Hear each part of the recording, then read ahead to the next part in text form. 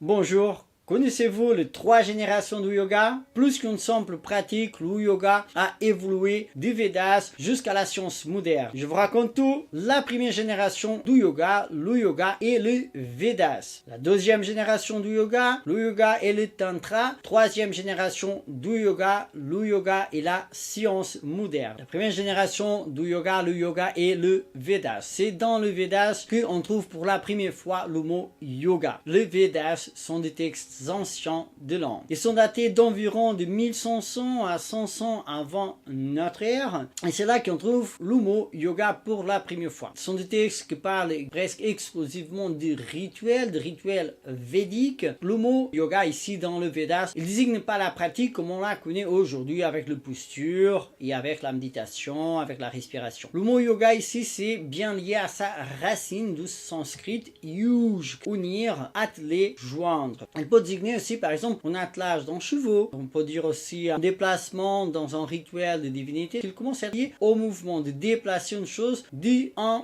endroit à l'autre. Donc c'est lié au mouvement, au départ, voyage, même une expédition contre les ennemis. On peut trouver le mot yoga pour désigner. Je vais rassembler l'armée pour le déplacer, donc pour le départ et le mouvement. Donc cette union, mais aussi le mouvement, c'est l'union pour se déplacer vers quelque part, vers un endroit différent. Donc on a 2 sens très intéressants du mot yoga, de sa racine, et dans ses premiers textes, c'est de union et c'est aussi de mouvement. Très intéressant que ça après, le yoga va prendre justement le mouvement et le repos, c'est-à-dire je fais d'une posture à l'autre, une fois que j'arrive à l'autre posture, je reste sur cette posture. Je ne vais pas entrer dans le détail, on va continuer pour y aller un peu plus vite. Un autre vidéo parlera de ça. Avec les Upanishads qui sont environ datés du 7e au 3e siècle avant notre ère, on commence justement à trouver une autre approche pour le mot yoga. Ici, le mot yoga, il va désigner justement la façon d'unir le soi à l'absolu. Important de friser avant de continuer qu'ici, le yoga, il n'est pas dualiste, c'est-à-dire il n'y a pas un soi et l'absolu séparés, ils sont la même chose. Et le yoga, l'objectif du yoga, c'est justement d'unifier et de comprendre mieux cette union entre soi-même et l'absolu. La première mention du mot yoga comme une pratique, on peut dire que c'est en fait c'est l'objectif de contrôle, la maîtrise de ses sens et l'union avec le mental. Donc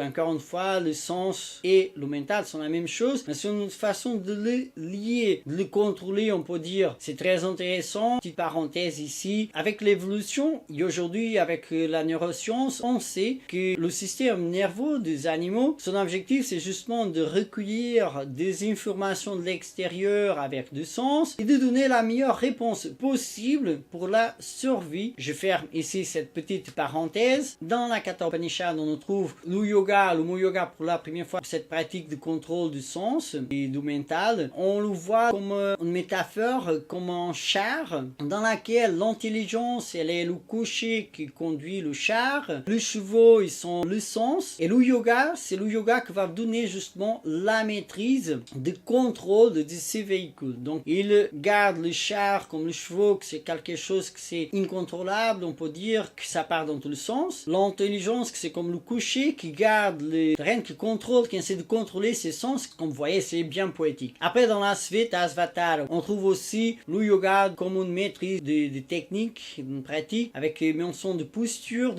assise, avec l'objectif du contrôle du souffle, donc la respiration, et de se trouver avec soi-même pour attendre union avec l'absolu. À la fin de cette période, dans le Bhagavad Gita, que c'est très connu en Inde, c'est très reconnu dans l'hindouisme, et on entend parler justement le yoga comme de 3 méthodes de yoga. On entend le yoga de la connaissance, ce qu'on appelle de Raja Yoga, c'est une discipline, une philosophie basée justement sur l'introspection pour la connaissance de soi. On a aussi le yoga de l'Karma Yoga. L'objectif, c'est d'avoir la voie de l'action désintéressée. C'est-à-dire, je fais quelque chose sans avoir intérêt à recevoir quelque chose au retour. Donc, c'est le yoga de l'action désintéressée. On a aussi une troisième, que c'est le yoga de la dévotion, le Bhakti Yoga. Ici, si on commence à voir apparaître divinité, donc Bhakti Yoga, c'est une dévotion à une divinité. Donc je vous rappelle, le yoga, même un cœur ici, il est un cœur moniste, mais on commence à voir introduire le concept de divinité pour passer à l'étape suivante. Avec le Yoga Sutra, un texte exclusivement qui parle du yoga, il est très connu dans le milieu du yoga, le texte classique du yoga. C'est ça qui a donné justement au yoga une façon classique, c'est comme ça qu'il entre dans l'hindouisme, il devient même un point de vue qu'on appelle darshana, une façon de voir l'hindouisme à travers du yoga. Il y a 6, je ne vais pas entrer dans le détail. Donc si vous voulez savoir encore un petit peu plus de cette période-là sur le texte du Yoga Sutra, laissez un petit commentaire. N'oubliez pas de vous abonner aussi à la chaîne pour être informé une fois que la vidéo est sortie. Important de dire aussi que dans cette période commence à apparaître la spiritualité, les divinités, apparu aussi le bouddhisme et le jainisme. C'est important aussi de friser que le yoga ici, dans ce texte du Yoga Sutra, il change, il y a un grand changement, il passe à être dualiste, c'est-à-dire le cœur, il perd l'importance et le plus important, c'est la conscience, c'est de trouver cet état qui on appelle de samadhi, de hyperconscience, que l'état au-delà de ça. Donc il y a bien une séparation entre notre vie mondaine et après le au-delà, la spiritualité, le ciel, quelque chose au-delà, transcendantal.